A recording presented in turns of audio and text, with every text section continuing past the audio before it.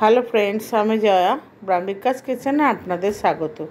আজকে যে আমি রেসিপিটা বানাবো সেই রেসিপিটা বানানোর জন্য আমি এখানে গাজর নিয়ে গাজরগুলোকে আমি লম্বা লম্বাভাবে কেটে নিয়েছি, সেটা আপনারা দেখলেন এখানে। আর নিয়ে নিচ্ছি কিছুটা বিনসটাকেও দেখুন ঠিক এইভাবে কেটে নিয়েছি।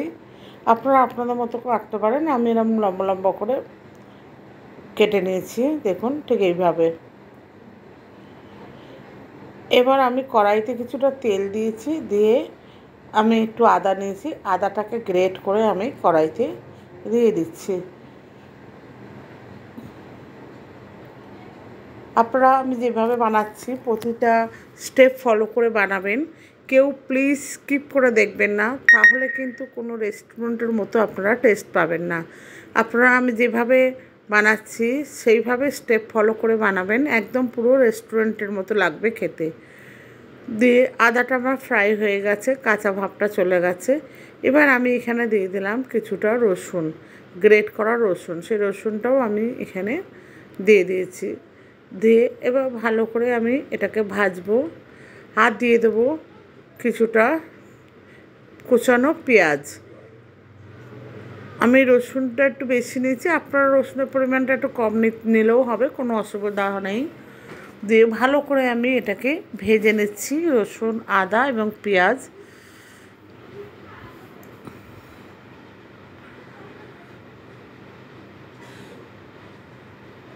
বন্ধুরা, নতুন বন্ধু যদি কেউ থেকে থাকেন আমার চ্যানেলে, আমি অনুরোধ করব আমার চ্যানেলটাকে সাবস্ক্রাইব করার জন্য। আর পাশে থাকা বেল আইকনটা অতি অবশ্যই প্রেস করবেন, কারণ আমি যখন কোনো ভিডিও আপলোড করব সবার প্রথম আপনাদের কাছে পৌঁছায়।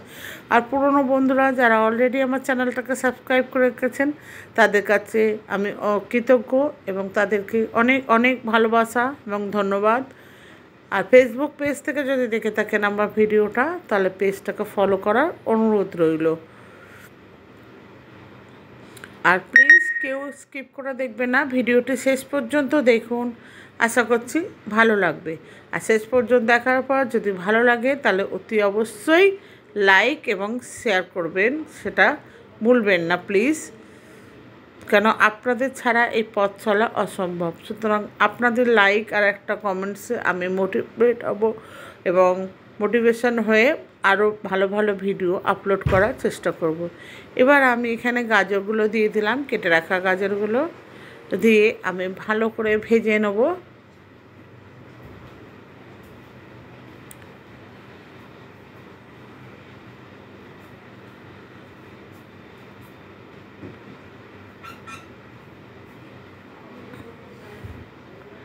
গাজরটা আগে দিয়েছি কারণ গাজরটা একটু নেড়েচেড়ে ভেজে নিতে হবে, আর গাজরটা যেহেতু একটু শক্ত হয় সেই জন্য এটাকে আমি আগে একটু ভেজে নিচ্ছি।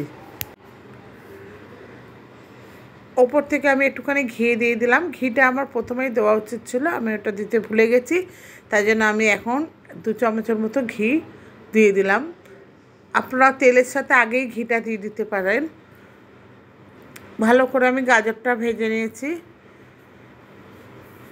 এবার আমি এখানে কেটে রাখা বিনসগুলোকে অ্যাড করব, বিনসগুলোও ভালো করে ভেজে নেব। বিনসগুলো দিয়ে দিলাম এবং এটাও যথারীতি আমি একই রকমভাবে ভেজে নেব। আমি এগুলো কিছু কাটা দেখাইনি, কেন এগুলো কাটা দেখাতে গেলে ভিডিওটা অনেকটা লম্বা হয়ে যাবে।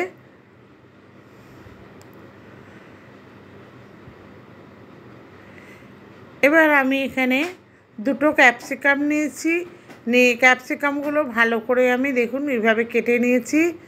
বিনস আর গাজরটা ভাজা হচ্ছে, এবার আমি ক্যাপসিকামগুলো দিয়ে দেবো, কেন ক্যাপসিকামটা আগে দিলে নরম হয়ে যাবে, সেই জন্য আমি ক্যাপসিকামটাই এখন দিলাম।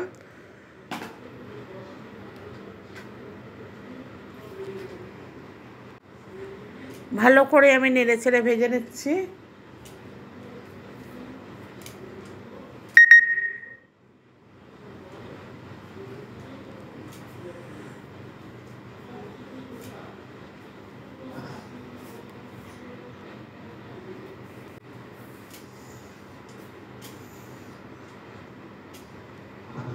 ভাজা হয়ে গেছে, এবার আমি কতগুলো চিংড়ি মাছ ছাড়িয়ে রেখে ধুয়ে নিয়েছি।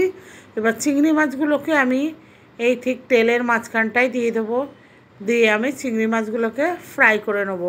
দেখুন আমি একটু বড় বড় সাইজের চিংড়ি মাছ নিয়েছি, আপনারা চাইলে মিডিয়াম সাইজের নিতে পারেন।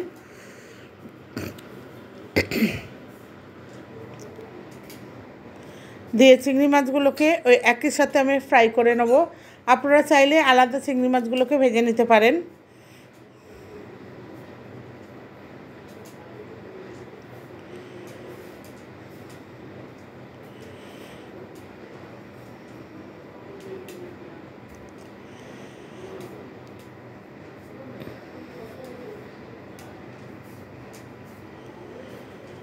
ভাজা হয়ে গেছে, দেখুন এইভাবে নেড়ে চেড়ে আমি ভেজে নিচ্ছি।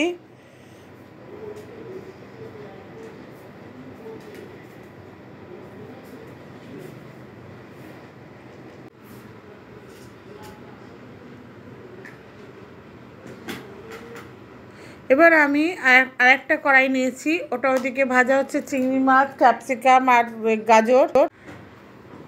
ওখানে আমি 3টে ডিম নিয়েছি, নিয়ে আমি ডিমটাকে আলাদা করে ফ্রাই করে নিচ্ছি।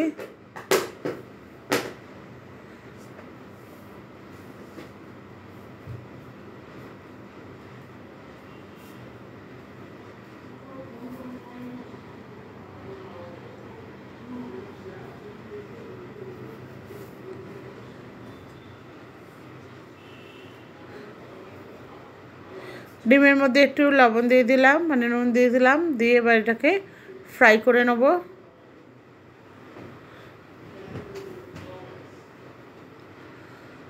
আমি এখানে ডিম আর চিংড়ি মাছ ইউজ করেছি, আপনারা চাইলে চিকেন ইউজ করতে পারেন। আমি এখানে চিকেনটা ইউজ করিনি, আপনারা চিকেনটাও দিতে পারেন। ডিমটা ফ্রাই করা হয়ে গেছে।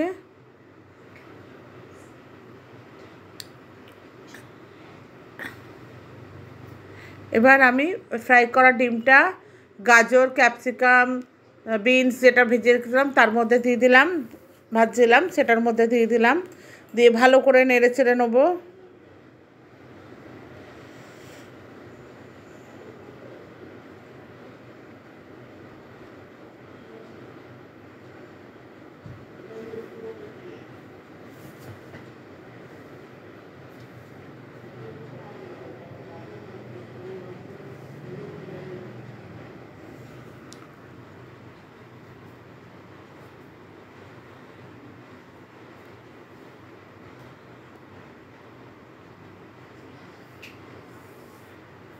পুরোপুরি এটা ফ্রাই হয়ে গেছে। বন্ধুরা আমি আবার বলছি, নতুন বন্ধু যদি কেউ থেকে থাকেন আমার চ্যানেলে, তাহলে আমার চ্যানেলটাকে সাবস্ক্রাইব করার অনুরোধ রইল, এবং পাশে থাকা বেল আইকনটা অতি অবশ্যই প্রেস করবেন, কারণ আমি যখন কোনো ভিডিও আপলোড করব সবার প্রথম আপনাদের কাছে পৌঁছায়। ওপর থেকে আমি একটু চিনি দিয়ে দিলাম,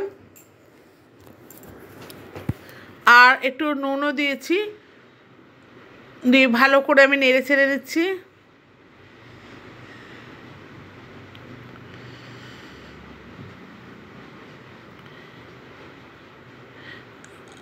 এটা আমার ভাজা হয়ে গেছে।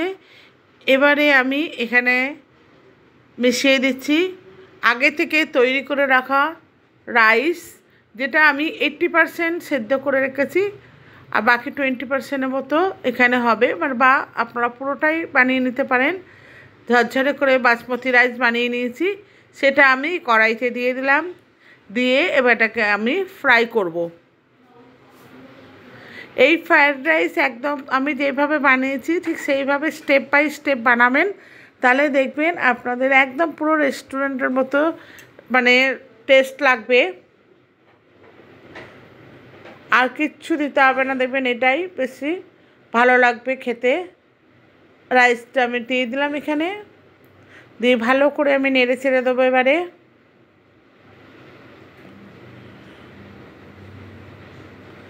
2 মিনিটের মতো আমি রান্না করব। আমি রাইসটা যখন বানিয়েছি তখন একটু নুন দিয়ে আমি রাইসটা বানিয়েছি।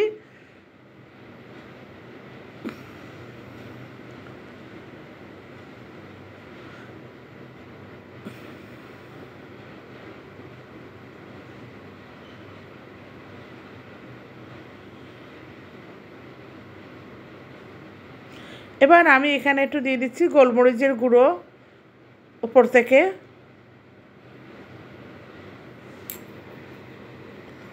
দিয়ে ভালো করে আমি নেড়ে ছেড়ে নেবো। আর দিয়ে দিচ্ছি অল্প সামান্য লবণ।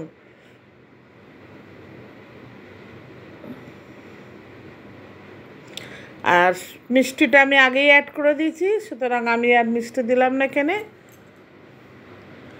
ভালো করে নেড়ে ছেড়ে নিচ্ছি।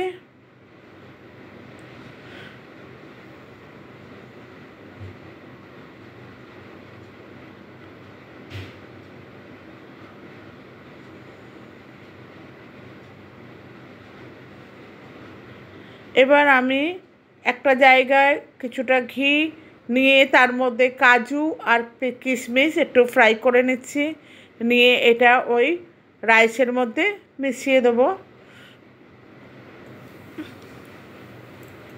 আমার এই রেসিপিটা মোটামুটি হয়ে এসছে। এটা মেশালেই একদম ফ্রায়েড রাইস, রেস্টুরেন্টের স্টাইলে ফ্রায়েড রাইস তৈরি হয়ে যাবে। বন্ধুরা, আপনারা এইভাবে ঘরে বানিয়ে দেখবেন।